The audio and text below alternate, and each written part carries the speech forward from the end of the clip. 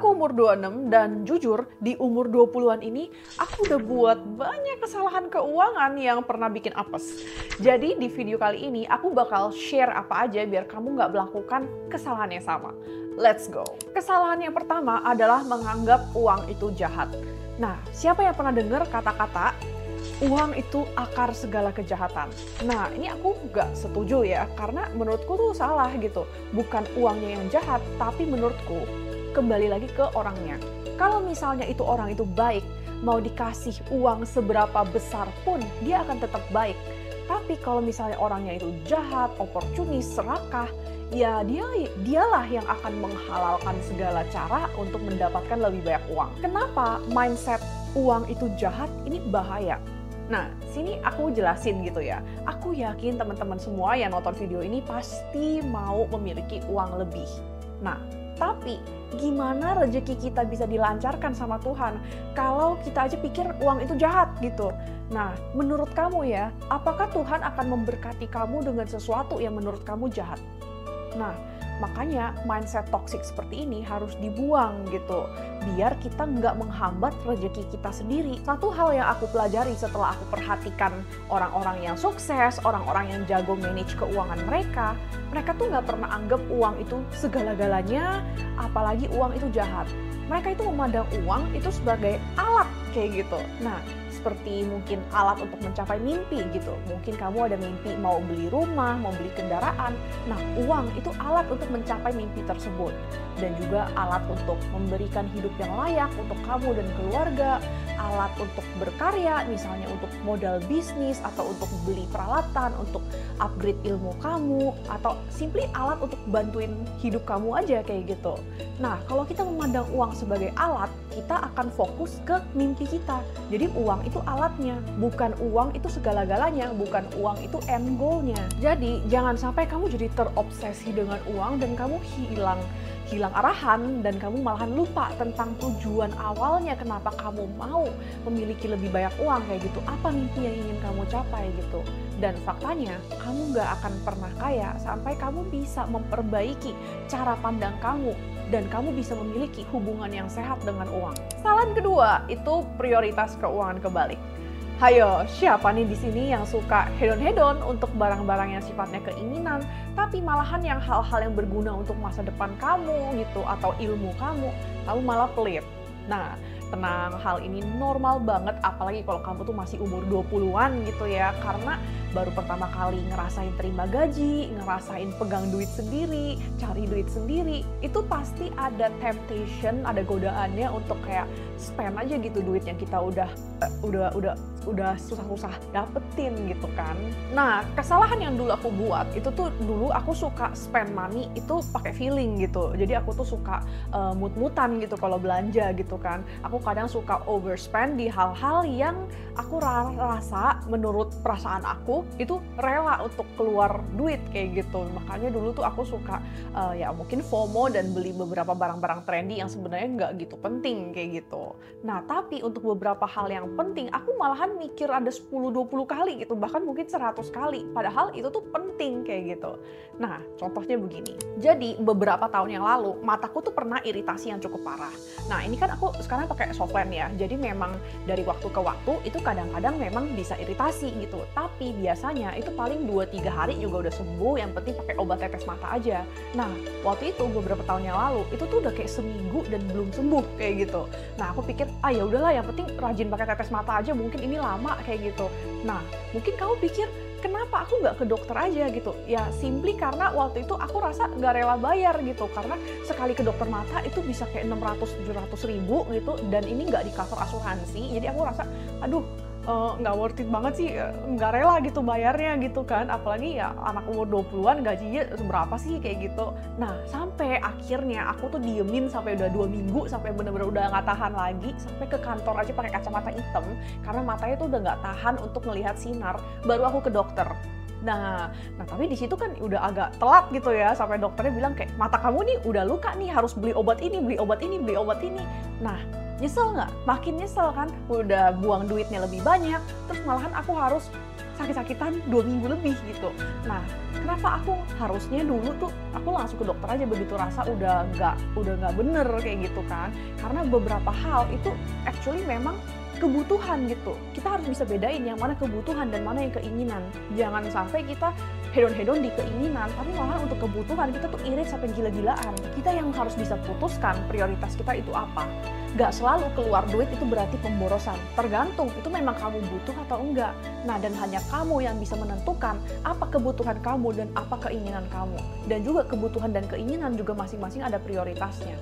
Tapi kalau menurut aku pribadi, hal-hal yang produktif, yang bisa menghasilkan uang lebih, hal-hal yang menghemat waktu, atau hal-hal yang berhubungan dengan kesehatan aku, itu aku bakal masukin ke kebutuhan. Sebelum aku lanjut, kalau kamu suka belajar tentang bisnis dan keuangan, jangan lupa untuk like dan subscribe biar kamu nggak ketinggalan video berikutnya. Kesalahan ketiga itu andalkan satu sumber income gitu.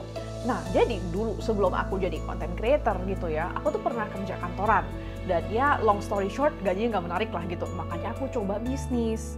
Nah, puji Tuhan waktu itu bisnis aku lumayan lancar gitu ya. Nah, that's why aku tuh dulu namanya umur masih 21 gitu ya. Aku rasa, wah udah aman nih, nggak perlu lah nyari side hustle, aku fokus di sini aja gitu. Nggak usah nyari side income, nggak usah nyari freelance, nggak usah ngapa-ngapain. Udah fokus di sini aja. Terus plot twist 2020, duar pandemi, tutup bisnisnya, pusing nggak? Nah, that's why di situ aku belajar the hard way. Jangan sampai kita mengandalkan hanya satu sumber income. Miliki lebih dari satu sumber income, biar kalau misalnya amit-amit banget gitu ya, ada sesuatu yang terjadi ke sumber income utama kamu masih ada yang lain gitu, biar at least kamu bisa bertahan hidup dan nggak pusingin kamu besok makan apa. Kesalahan keempat yang pernah aku lakukan adalah campur keuangan pribadi dan keuangan bisnis gitu. Nah, ini juga zaman-zaman sebelum pandemi gitu ya.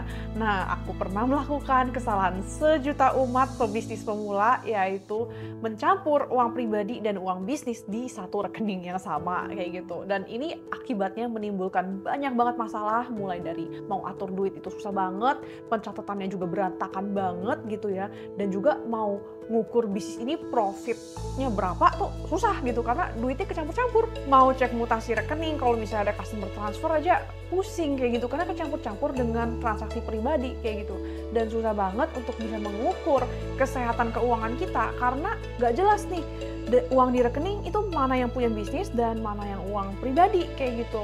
Nah, ya long story short, itu tuh nightmare banget dan itu gak akan pernah aku lakukan lagi. Jadi sekarang kalau misalnya aku mau bisnis, aku bakal langsung buka satu rekening baru untuk bisnis tersebut kayak gitu. Gak harus punya PT, minimum buka rekening baru aja. Sebelum aku lanjut, mungkin kamu pikir kalau misalnya udah terlanjur campur uang bisnis dan uang pribadi, pisahinnya gimana? Ya singkatnya susah dan ribet lama gitu ya, dan kalau misalnya aku bahas di video ini kayaknya 1 jam pun nggak kelar-kelar. Nah, that's why kalau memang kamu nih serius mau belajar tentang keuangan bisnis, termasuk cara bagi profit, cara bikin laporan keuangan, dan cara pisahin keuangan bisnis dan pribadi yang udah terlanjur tercampur, kamu bisa ikut kelas Small Business Finance karena udah dibahas semuanya, dan linknya ada di description, jadi nanti kepoin. Kesalahan kelima yang aku lakukan adalah investasi di instrumen yang aku nggak ngerti kayak gitu. Nah, untuk poin kali ini aku bakal agak sentuh investasi dikit ya. Aku jarang bahas investasi, tapi kalau misalnya you guys pengen aku bahas soal investasi, just let me know di comments gitu ya.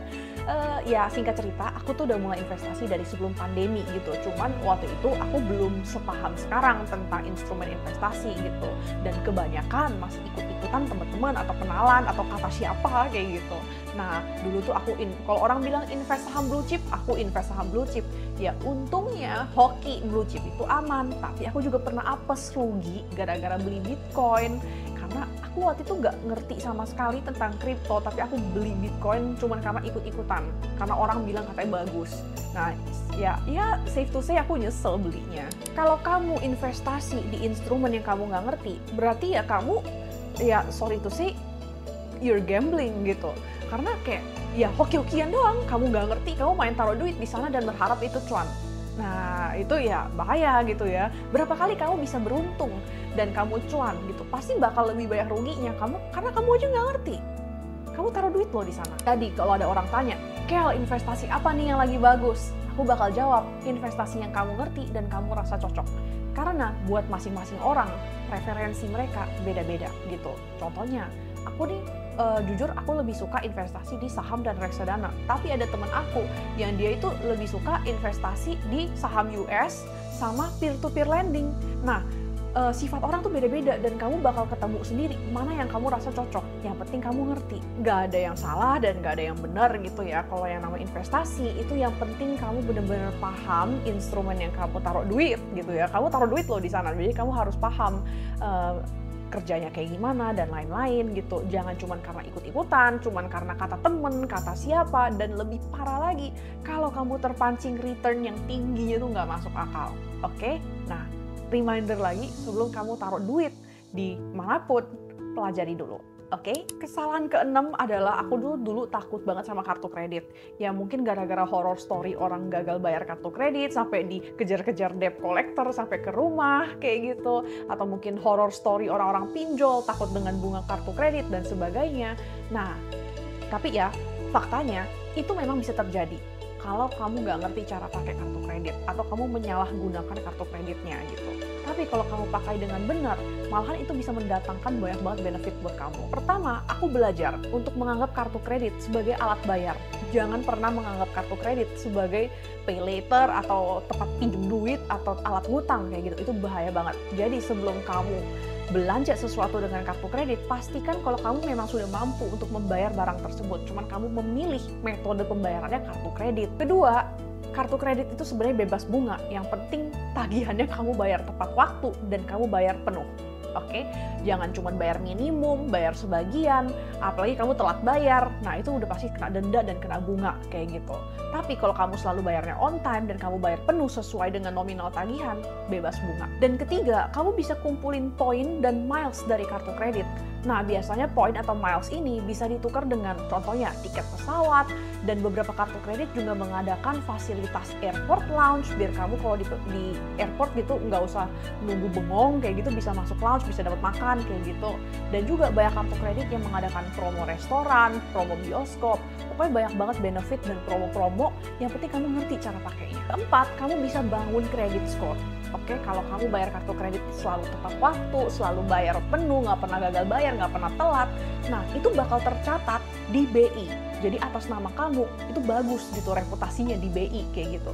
Dan nanti bergunanya saat suatu hari kamu mau apply kredit rumah, kredit kendaraan, kredit modal usaha, dan lain-lain, itu bakal gampang di-approve dan kamu bisa dapat bunga yang lebih kecil daripada orang-orang yang belum pernah ada track record yang bagus di BI kayak gitu. Nah, kenapa bisa gitu? Karena ya bank udah percaya sama kamu, udah kelihatan kalau kamu memang terbukti mampu membayar secara konsisten dan nggak pernah telat. Kesalahan berikutnya, dan jujur sampai sekarang pun aku kadang-kadang masih sering lakukan gitu ya, masih gampang kejebak karena ya gampang banget gitu. Itu comparison trap. Oke? Nah, simpelnya tuh kayak gini. Wah, dia umur 25 udah punya ini.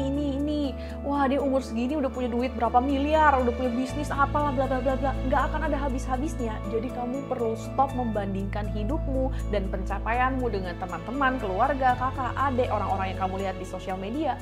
Karena itu hanya akan menghambat kebahagiaan kamu dan malahan bikin kamu nggak bisa fokus ke progres kamu sendiri. Bakal selalu ada orang yang lebih baik, lebih sukses, lebih cantik, dan lebih-lebih lah gitu daripada kamu gitu.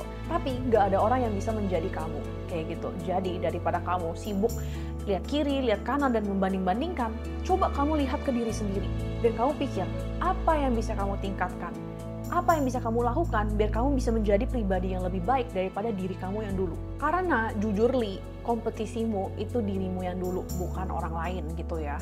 Yang penting kamu terus mencoba untuk jadi pribadi yang lebih baik, itu udah progres banget kayak gitu. Dan aku yakin pasti ada minimum satu hal yang dulu kamu doa-doakan yang kamu sudah punya sekarang. Setuju? Nah, jadi daripada kamu jadikan orang lain sebagai benchmark, sebagai kompetisi, sebagai ide suksesmu, coba kamu cari apa sebenarnya sukses dan kebahagiaan buat kamu, dan kejar itu. Kalau sejauh ini aku share-nya kesalahan yang spesifik di keuangan, sebenarnya aku juga udah melakukan banyak banget kesalahan dalam bisnis gitu ya, dan aku udah pernah share di videoku yang ini, jadi kamu bisa lanjut biar ilmu yang kamu dapat lebih komplit lagi. Thanks for watching, dan sampai jumpa lagi di videoku yang ini.